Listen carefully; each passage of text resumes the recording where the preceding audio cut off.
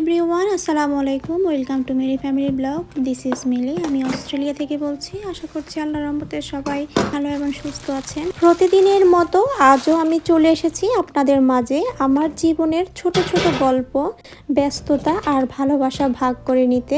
আশা করি আজকের ব্লগটি আপনাদের হৃদয়ে একটু হলেও জায়গা করে নেবে। আমাদের এই জীবনটা বাইরে থেকে যতটা সহজ মনে হয়, ভিতরে ঠিক ততটাই ব্যস্ততা আর দায়িত্বে ভরা। এই জন্যই দেখুন সকাল সকাল ঘুম থেকে, এখন 6টা বাজছে, ঘুম থেকে উঠে গেছিলাম। তার আগে আবার নামাজ কালাম পড়া সব কিছু শেষ করে এখন আর শুই নেই, ওদের জন্য ব্রেকফাস্ট বানাতে চলে আসছি। ছেলে মেয়েদের স্কুল আছে, সে 8টা থেকে স্কুল শুরু হয়, আর তাদের জন্য এখন সকালবেলার ব্রেকফাস্ট তৈরি করছি। আর এখানে দেখছিলেন যে কিছুটা আমি স্প্রিং রোল এয়ার ফ্রায়ারে দিয়েছিলাম, কারণ আজকে হচ্ছে আমার ছেলে মেয়েদের লাস্ট ডে স্কুলের। স্কুল বন্ধ হওয়ার 2-4 দিন আগে তাদের স্কুলে ছোটোখাটো করে পার্টি হয়, ক্লাস পার্টি এটাকে বলে। সব ক্লাসের স্টুডেন্টরা নিজেদের পছন্দ মতো বা টিচার মাঝে মধ্যে ডিসাইড করে দেয় কে কী আনবে। ছেলের জন্য বাসা থেকে কিছু রেডি করে দিতে হবে না, কারণ টিচারে $10 করে প্রত্যেকটা স্টুডেন্ট থেকে নিয়েছিল।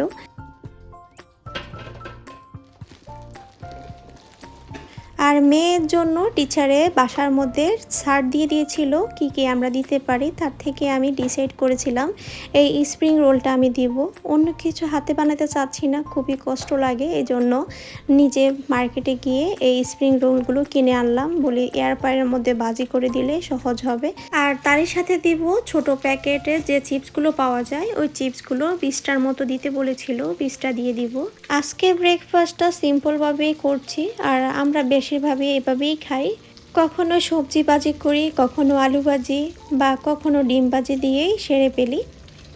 আর আজকে আমি পরোটা দিয়ে ডিম ভাজি দিয়ে আজকে ব্রেকফাস্টটা করব, আর সবাইকে এটা দিয়ে দিব। আবার দেখা গেছে মাঝে মধ্যে যদি অন্য কোনো তরকারি থাকে ভালো লাগে খেতে, তাহলে ওই সব তরকারি দিয়েই খাই। ভিডিওর এই পর্যায়ে আপনাদের কাছে আমার ছোট্ট একটা রিকোয়েস্ট, যদি আপনাদের কাছে আমার এই ব্লগ ভিডিওটি ভালো লেগে থাকে বা কোনো অংশে ভালো লেগে থাকে, কোনো কথাই ভালো লেগে থাকে, তাহলে প্লিজ একটা লাইক, কমেন্ট এবং সাবস্ক্রাইব করতে ভুলবেন না। যদি আপনাদের কমেন্ট করা পসিবল না হয় তাহলে প্লিজ একটা লাইক করে দিবেন। আপনাদের ছোট্ট একটা লাইক, সাবস্ক্রাইব আমার চ্যানেলটা গ্রো করতে অনেকটাই সাহায্য করবে, আর আমার ভিডিওটি আপনারা অন্য কারো কাছে পৌঁছে দিতে অনেকটাই সাহায্য করবেন। আমি সেকেন্ড টাইম যে স্প্রিং রোলগুলো দিলাম এগুলো হয়ে গেছে, এখন এগুলো বক্সের মধ্যে ঢেলে নিব, কিন্তু আমি বুঝি নাই, আমি ভাবছিলাম যে এই কটা স্প্রিং রোলই হবে। পরে আমার হাজব্যান্ড এসে বলল যে এই কটা স্প্রিং রোলও হবে না, ওদের ক্লাসের মধ্যে ছেলে মেয়ে অনেক, সবগুলো স্প্রিং রোলও দিতে হবে। তো বাকি যে স্প্রিং রোলগুলো ছিল এগুলোও আমি এয়ার ফ্রায়ারে দিয়ে দিলাম, আর সব কিছু রেডি করে ওদেরকে স্কুলে আমি পাঠিয়ে দিয়েছিলাম। ওইটারও একটা ভিডিও করেছিলাম, কিভাবে মনে হয় ডিলিট হয়ে গেছে বলতে পারবো না। যাই হোক, এখন আমার জন্য আমি কফি বানাচ্ছি। আমি বেশিরভাগই এখন ব্ল্যাক কফিটাই খাই, আর নর্মাল যে রেড টিটা বলে ওই রেড টিটা খাই বা গ্রিন টি খাই। দুধ চাটা আমি একটু কম খাওয়ারই চেষ্টা করি, খেতে অনেক বেশি ভালো লাগে অন্যান্য সব কিছুই থেকে। তারপরে হেলথের কথা চিন্তা করে একটু কমিয়ে দিয়েছিলাম।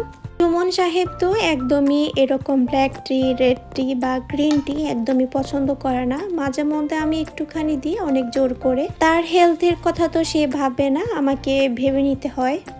ও 2 বেলা করে দুধ চাটা খাবে, যদি মাঝে মধ্যে এরকম করে দিই তাহলে তার মুখের দিকে তাকানো যায় না, সেটা খাবেই না। আবার খাবে তো খাবে অনেক ঠান্ডা করে খাবে, মানে হচ্ছে আমাকে বুঝাবে, আমাকে তুমি কেন এই চাটা দিলে, আমার দুধ চাটা আমাকে কেন দিলা না।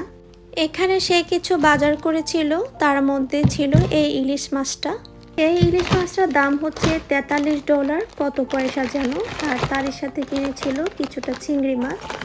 আর এই যে দেখতে পাচ্ছেন প্যাকেটটা, এটা হচ্ছে তোফু। এই তোফুটা দিয়ে আমি সুন্দর করে একটা নুডলস স্যুপ করি। এই নুডলস স্যুপটা এত বেশি মজা, আপনি নিজেও যদি একবার বানিয়ে খান তাহলে আপনি নিজেও এটার ফ্যান হয়ে যাবেন। আর আমার চ্যানেলের মধ্যে এই রেসিপিটা দেওয়া আছে, যদি আপনারা কেউ দেখতে চান তাহলে চার্জ দিতে পারেন, কারি লাক্সা রেসিপি। খেতে কিন্তু অনেক মজা, এটা মালয়েশিয়ান একটা রেসিপি, আমি এখান থেকে শিখেছিলাম। আর এটা আমি নিজেও একবার খেয়ে এটার ফ্যান হয়ে গেছি। আর এর জন্যই আমি কয়েকদিন পর পর এটা মনে পড়লে বানিয়ে খাই। আর আমাদের ফ্যামিলির সবাই অনেক বেশি পছন্দ করে।